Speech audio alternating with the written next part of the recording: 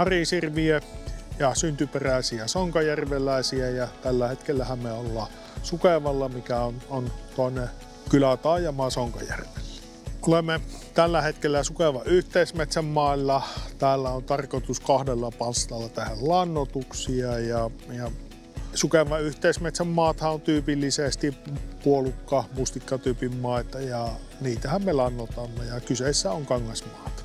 No, Sukevan yhteismetsällä on muodostunut sellainen käytäntö lannoitusten suhteen, että käytännössä kaikki kohteet lannoitetaan kangasmailla.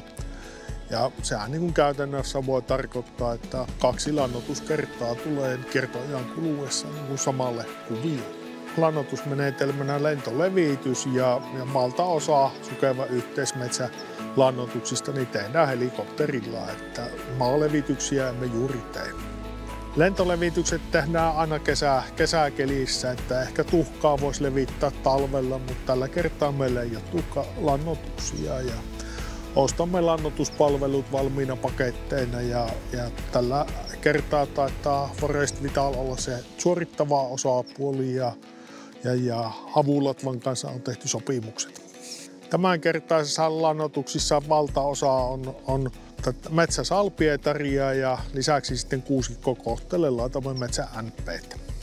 No, noin karkea jakohan on sellainen, että kangasmaalle metsäsalpietaria ja metsä-NP:tä ja metsäsalpietaria mäntyvaltaisiin kohteisiin ja sitten jos on kuusta sekä punapaljon tai puhtaita kuusikoita, niin niihin käytämme sitten metsä-NP:tä.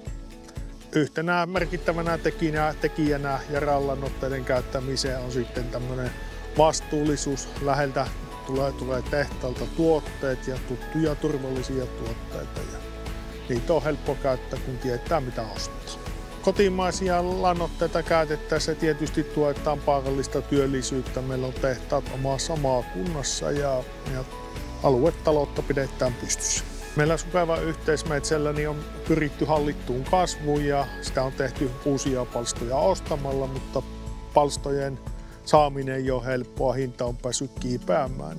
Samaan sitten päästään sillä, kun laitetaan entiset palstat kasvamaan entistä paremmin ja siinä lannoitus on hyvä työkalu. Metsän lannoitus myöskin sitä auttaa siihen lisäkasvun saamiseen ja sitä kautta sitten tulee sitä hiilensidontaakin lisää. Tämä on hyvä juttu siinäkin mielessä. Sukevan yhteismetsällä on lannoitettu suhteellisen paljon, että noin 40% pinta-alasta, liki 2000 hehtaaria. Ja kyllä täytyy olla tyytyväinen sitten niihin tuloksiin, mitä ollaan saatu.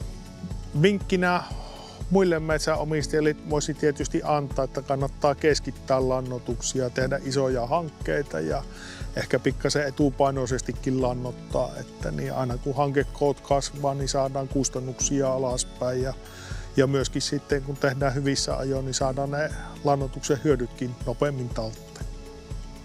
Metsän lannoitus työkaluna niin tulevaisuudessa tulee varmasti paikkansa säilyttämään ja ei meillä ole Sukevan yhteismetsällä tarkoitus ainakaan vähentää lannoitusmääriä. Että pidetään metsät hyvässä kasvukunnossa, niin lannoittaa.